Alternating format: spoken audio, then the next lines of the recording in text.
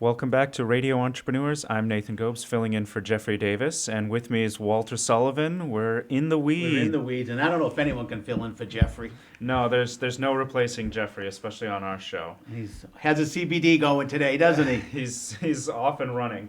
But our next guests, Brett Clancy, founder and president of Viridity Group, brought along with him Bert Vining, COO of Viridity Group. Welcome, guys. Nathan, these guys are like the Reese's Cup. Reese's Cup. You put chocolate and peanut butter together, you get an incredible candy. Ooh.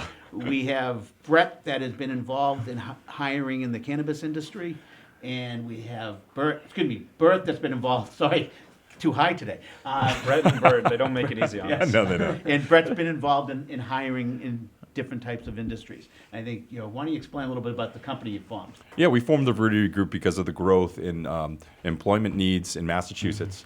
And what we did was combine staffing experience with half of our team with those that have been in the cannabis industry in Massachusetts as pioneers to really help our customers staff up as quickly and as well as they need to. Bert, why don't you give a little bit about your background about, it's not this industry is not easy to hire for necessarily. Oh, absolutely. And I've been involved in the industry since before 2015. We were one of the original applicants for the medical program. And we've been very successful getting a bunch of dispensaries up and open, and being on the ground in the industry and really having my finger on the pulse of the market. I understand how challenging it can be to find the right people, and the right people are really the heart and soul of the company. You need to have the right people to accomplish your goals, and it's becoming harder and harder as more and more dispensaries come online. It's harder to find the right people and to retain them. And so what we've been able to do is identify that market need and combine our best practices of Brett's experience in the staffing industry with my knowledge of the cannabis industry, and really bring that together to produce a product that our clients have really been happy with. And I think this is a really important issue today, given, part of the application process talks about positive impact. That's right. And making a difference in social equity and so forth, which really makes it difficult to meet those requirements, given, there are only so many people out there. Exactly. So in my experience, I've had to write many applications for a couple of different dispensaries, and a major component of that is the social equity plans and your plans for positive impact. So now in our role with the Viridity Group, what we're doing is we're helping a lot of startups meet those requirements. So what we can do is we can go into communities that have been disproportionately impacted by the war on drugs. We can do job training programs to give industry-specific job training to give real meaningful careers that can provide great incomes and a long a career, not just a job, but a career that people can be passionate about and enjoy some of the benefits that others have. And those are two separate and distinct words. It's different than having a job than having a career path. Absolutely. So we can go into these communities, give this industry-specific job training. We're also helping by doing expungement seminars.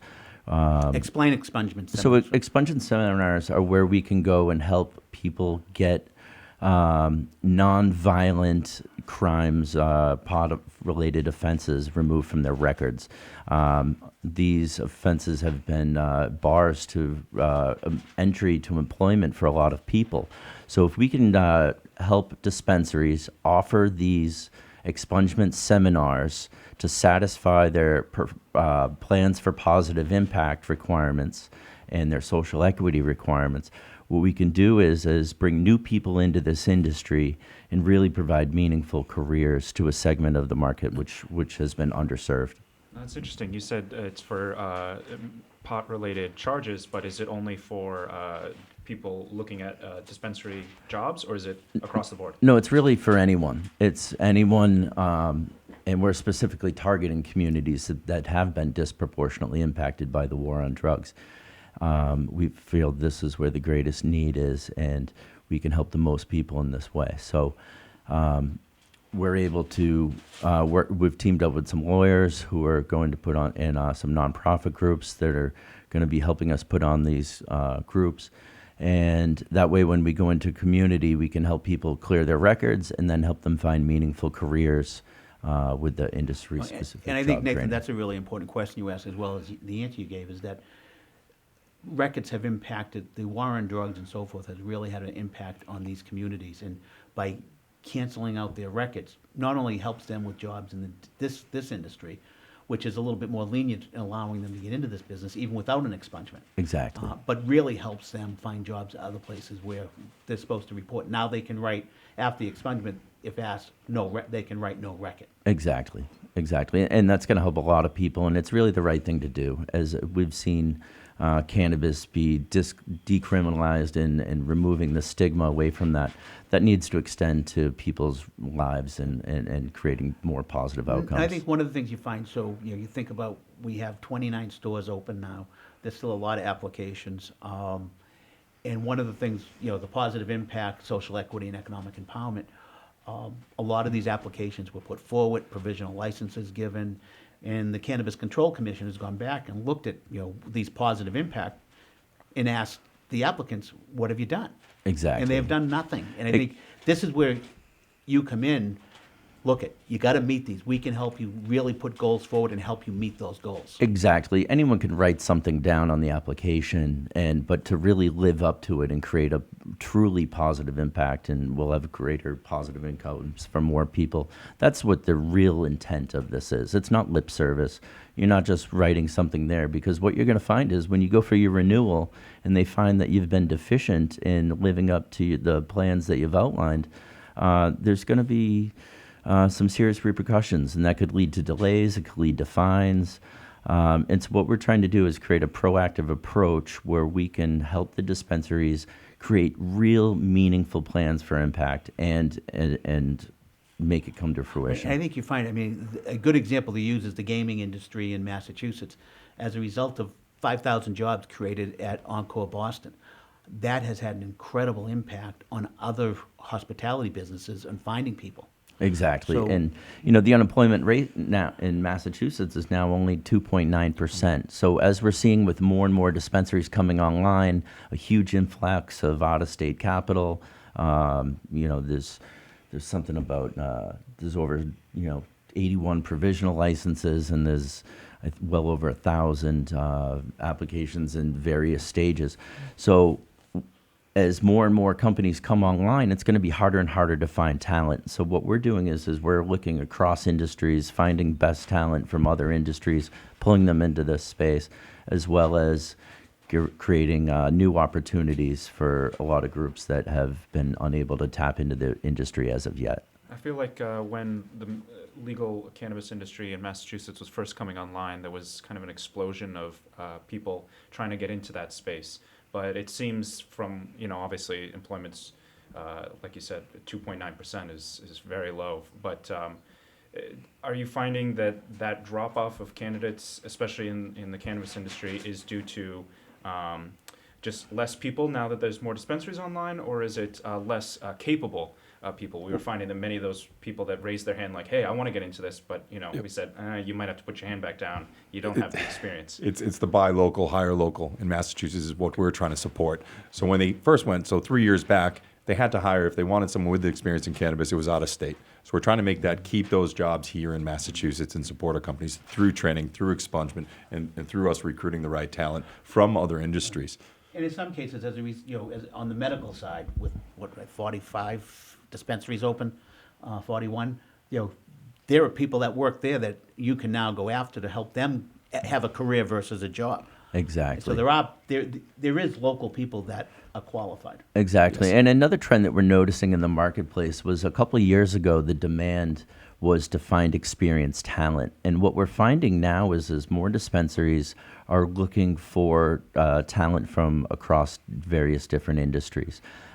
They would rather people come to them without any bad habits, and they want to learn the dispensary's operating procedures, not bring outside habits into the workplace. So people have been more inclined to find talent from across industries. And some of the best talent that I've come across has come from either the food service industry. We've seen people come from real estate agents. We've seen nurses come over and be tremendously successful, where people who are used to delivering the best customer service and really know how to create the patient or the customer experience, and they put that at the forefront. And we're finding that those skill sets have really translated well to this market, and they're very high in demand. Whereas I think even just a couple of years ago, the people that it was attracting brought, some of their underground, habits and traits with them. And Let me ask you one last question, and then we have to go. But, companies look at when they're starting out wants and needs. I want that, but I don't need it. How do you explain to companies that you truly are in need, that if they don't understand that, they could set up to fail and not meet requirements? the way I've always put it is that we're a revenue generator. We're not a cost center. Everything we do pays for itself. What we're able to do is help you build a team faster than you would have been able to. So if we can save you 6 to 12 months before you open your doors, or we can get you open faster, and you can save your time looking for talent and focus on your core business, what we're able to do is get your time to open a lot faster and saving money. So everything we do pays for itself in the terms of you'll be able to open a lot faster. And if you're making, significant revenues, you'll be able to realize those a lot sooner with the benefits of our service. One caveat too, those that are looking to join the industry that might be listening, you do not have to be a consumer of marijuana to join this industry. Some of the best that we've hired came from the retail side and bring those best practices in. Thank you. Thank you guys for being on the show today. It's always great to see you guys. We Thanks so appreciate much. the support. Well, definitely it sounds like your services are, as Walter said, a need, not a want. If somebody's looking for the Viridity Group, wants to get in touch with either of you, how can they do so? TheViridityGroup.com. Great. Where Contact could they info? email you? B. Clancy at TheViridityGroup.com as well. Perfect. Thank you, Bert. Bert, what's yours? Mine's bvining at theviriditygroup.com. You guys have a lot of B's. Yeah. That's right. Bert and Brett. Well, thank you guys, and I want to thank all our listeners. And if you're listening, if you're enjoying this segment, you like listening to Radio Entrepreneurs, please consider liking us on LinkedIn, following us there, hitting subscribe on YouTube. There's no cost to do so, but it's of great help to us bringing you this great content. Thanks, Nathan. Thanks, I want gentlemen. to thank everyone. This has been Radio Entrepreneurs. We'll be back after these messages.